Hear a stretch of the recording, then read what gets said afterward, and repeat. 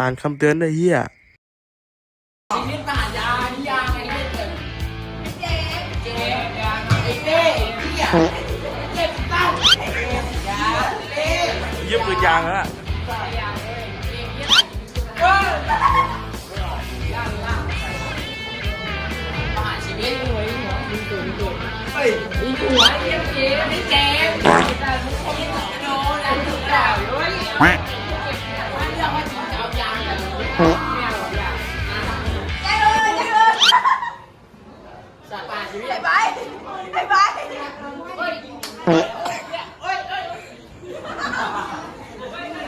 เว่ยเซาเทียนวันนี้วันตายของเจ้าโอหังแน่จริงก็เข้ามา